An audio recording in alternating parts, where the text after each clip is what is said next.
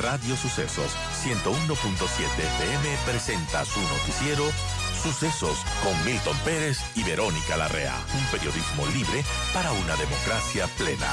Los hechos y las opiniones de los sucesos que marcan nuestro tiempo.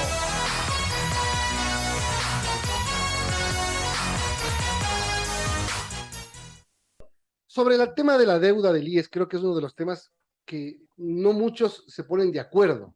Por ejemplo, aquí leo un dato de una movilización que fue convocada para el mes pasado, en el que se reclamaba una deuda de 24.500 millones, 8.500 millones en registros del IES, 7.000 millones del convenio de pagos no cancelados, 9.000 millones por el 40% de los aportes de jubilación no pagados. El gobierno habla de que son 4.000 del tema de la salud, 4.000 más por las otras deudas, y se puso un compromiso de pagar este año 400 millones. Entonces, en los números, como que hay posiciones, pero absolutamente distantes.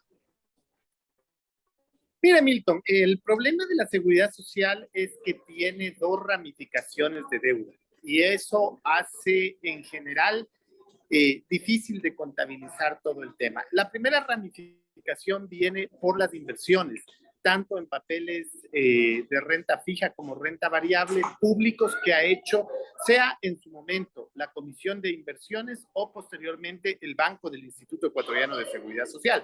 Esa deuda en términos generales y en términos globales asciende a unos 7.500 millones de dólares. Esos son bonos que ha comprado el IES y que son inversiones que le generan una rentabilidad y que, dicho sea de paso, se honran con puntualidad por parte del Ministerio de Finanzas en los diferentes gobiernos de turno, incluido el gobierno actual. Se han honrado puntualmente y claro, lo que sucede es que cuando está por caducar el bono, se hace lo que se denomina en finanzas un revolving, es decir, se pagan los intereses, se deja el capital y se vuelve a generar esa deuda.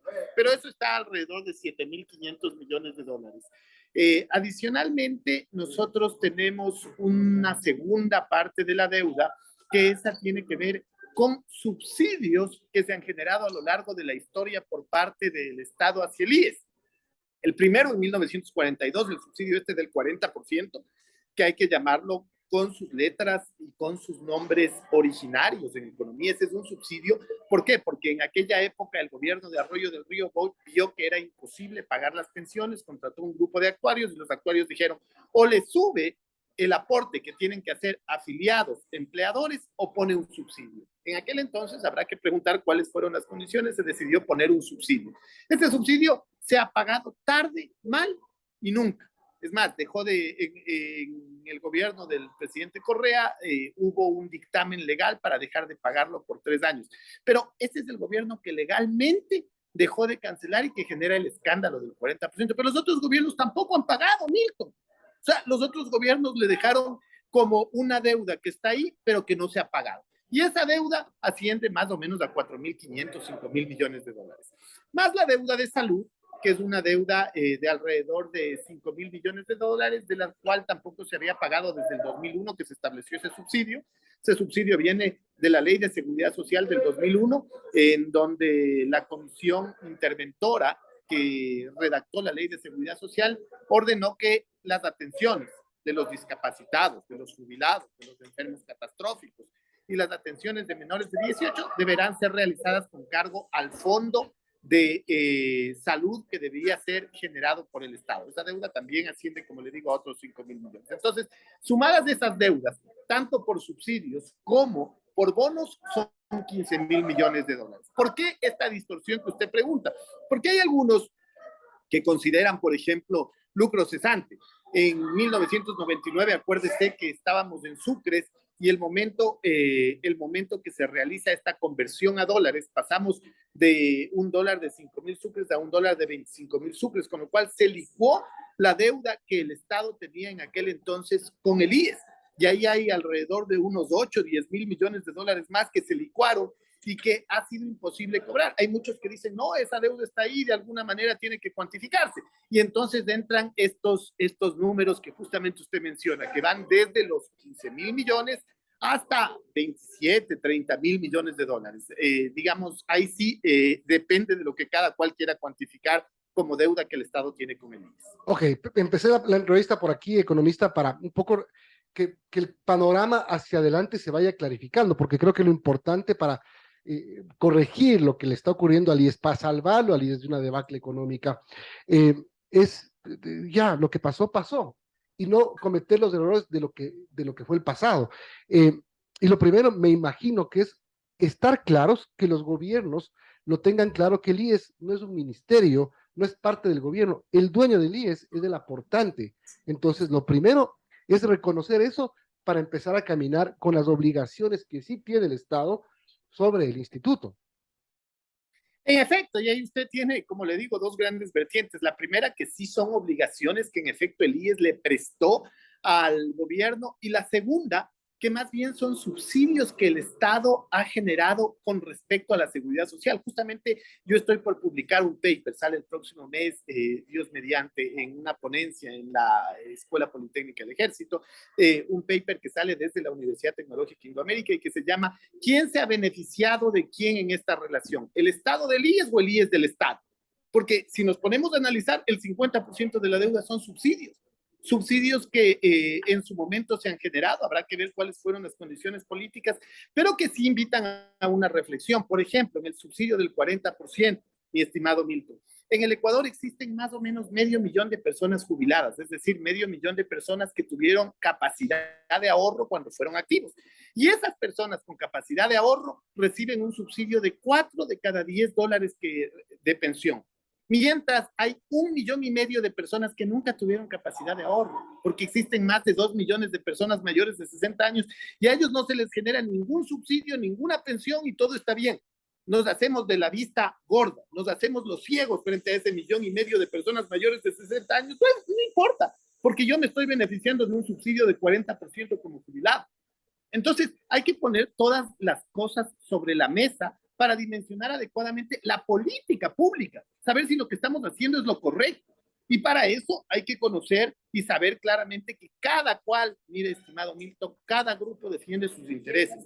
Hay varios grupos alrededor del IES. Entonces, los afiliados defienden sus intereses, los jubilados defienden sus intereses, el Seguro Social Campesino defiende sus intereses, los empleadores defienden sus intereses, el gobierno sus intereses, y nadie quiere aceptar que todos han cometido errores y que la situación actual del IES es el resultado de los errores de todos los grupos que están involucrados alrededor de la institución. Ahora, economista, hay un tema que hay que reconocerlo. Como dice un dicho popular, no hay cama para tanta gente. Y cierto es que el IES, por principio, es una institución que funciona de la solidaridad de quien puede pagar y mantiene a quien no lo hace. El problema es hasta dónde aguanta eso. ¿Y realmente está alcanzando con esa plata? Y ese es el gran problema que tiene el IES, ¿no? Es un problema de ingresos y gastos, es un problema de liquidez que todavía no se traduce en solvencia, es un problema de que existen muchos beneficiarios y existen pocos aportantes. Hablemos de uno de los seguros para enfocarnos claramente en el problema. El seguro de salud. El seguro de salud, conceptualmente hablando, es de prima y siniestro. Esto sea público o privado. Es decir, sea cualquiera de las aseguradoras que ustedes conocen en la parte privada o sea en el sector público, el IES. ¿Qué quiere decir esto? Que solo los que pagan una prima tienen derecho a atenderse por el siniestro. Y es solidario desde la perspectiva de que usted paga un porcentaje de su salario. Es decir, el que gana menos, cancela menos, el que gana más, cancela más, pero al fin del día todos vamos a tener una cobertura ante una eventualidad, siniestralidad. Y si no nos pasa nada, pues Dios bendito, no nos atendemos, pero nuestros recursos sirven para que se atiendan a aquellos que sí tuvieron un siniestro. Ahora, ¿qué es lo que pasa en el IES? Que se han incrementado los beneficiarios, aquellos no aportantes. Y entonces tenemos los jubilados. Este es un tema que a nadie le gusta tocar, pero que hay que poner el dedo en la llaga. Los jubilados no son aportantes al seguro de salud. Y ahí tenemos un primer problema que no se originó pues en este siglo, mi estimado Milton. Lo que pasa es que nos gusta poner polvito como los gatos ahí sobre las heridas y todo queda oculto. Pero aquí hay que decir que ahí hay un problema. Un segundo problema con la atención, que primero fue de los menores de 1 año en el gobierno de Velasco Ibarra, después pasó a ser de los menores de 6 años, después subió hasta los menores de 18 años en el gobierno del presidente Correa. Los tres son errores. ¿Por qué? Porque son beneficiarios no aportantes. Y usted no puede, con el dinero de los aportantes, atender a los beneficiarios. Mucha gente me dirá, gente que está escuchando la entrevista, para la Constitución establece que existe la universalización de la salud y que el Estado garantiza la salud. El Estado, no el IES. Y bien dijo usted en una parte anterior, Milton, el IES no es del Estado, es de los afiliados. Y en ese sentido, pues, se está generando o se está endilgando una responsabilidad a una institución que no la tiene y que por eso, entre otras cosas, tiene problemas en la atención de salud. Entonces ahí ve usted dos grupos. Además, dice la Constitución, y eso habrá que ver en la práctica cómo se ejecuta, que los enfermos catastróficos, que los enfermos con temas crónicos tendrán que ser atendidos con cargo a un fondo de salud. Acuérdese usted que el siglo anterior existía un examen valga la redundancia, un examen de preexistencias en el seguro del IES. Entonces usted cuando iba a afiliarse al IES tenía que recibir las preexistencias y decía, esto yo ya no le voy a cubrir. ¿Cómo hace un seguro privado? Se quitó ese examen de preexistencias. Y ahora, ¿qué es lo que pasa? Hay muchas personas que tienen enfermedades crónicas o catastróficas, se afilian a la Seguridad Social y a partir de los 6 meses empiezan a recibir medicamentos. Entonces pagan $80 y reciben medicamentos por $200. Y con los 80 no es que pagan solo el seguro de salud, pagan pensiones, salud, riesgos de trabajo, desempleo, fondo de cesantía.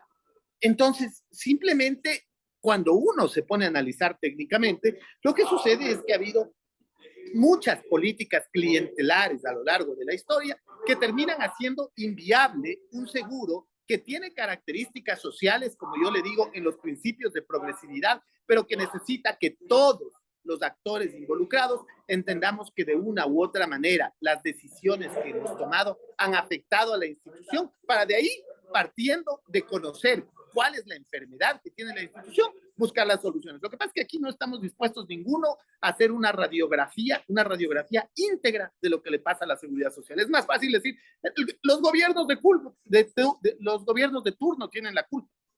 O es más fácil decir, los que han administrado el IES tienen la culpa. Pero los afiliados no tenemos ninguna responsabilidad, los jubilados menos. El Seguro Social Campesino, ¿cómo puede ser si somos solidarios?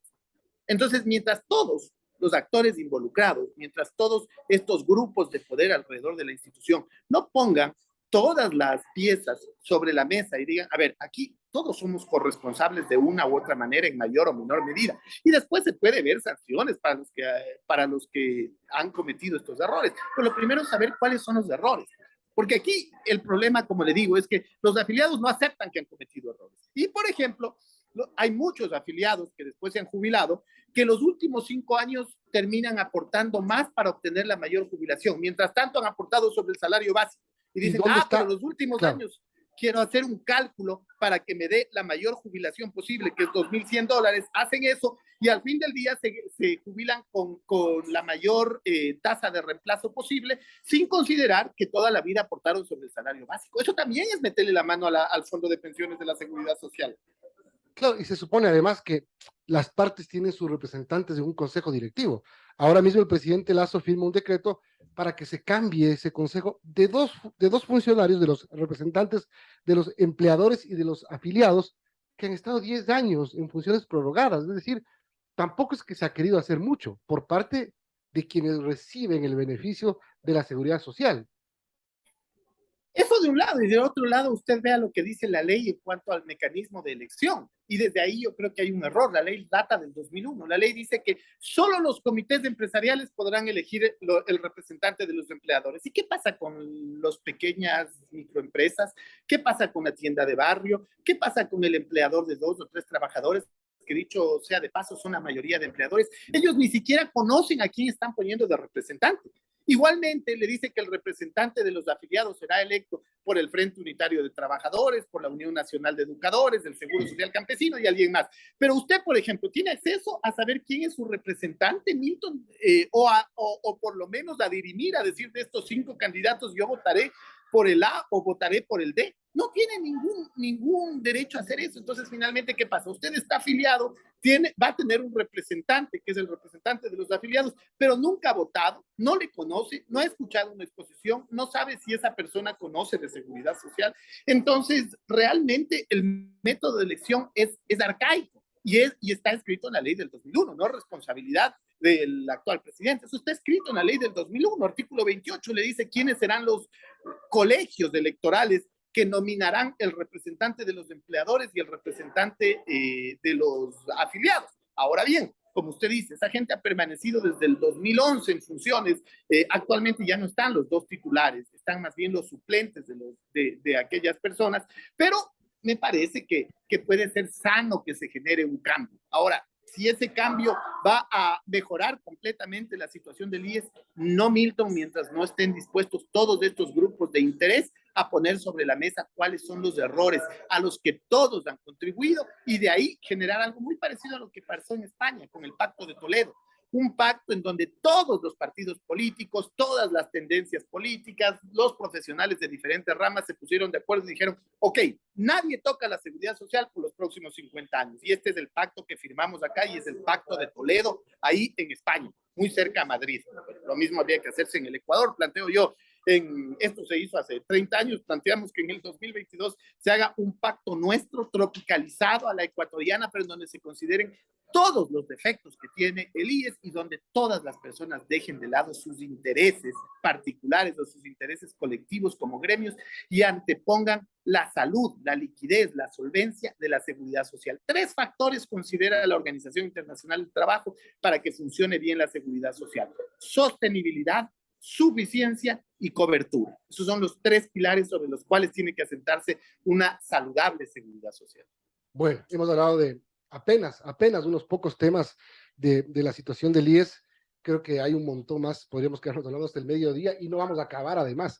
Pero gracias por darnos este criterio economista y bueno, seguiremos analizándolo porque como digo, el tema del IES es inagotable y ojalá lo que sí se agote es la crisis. Buen día. A usted, Milton, buen día a todos los radioescuchas.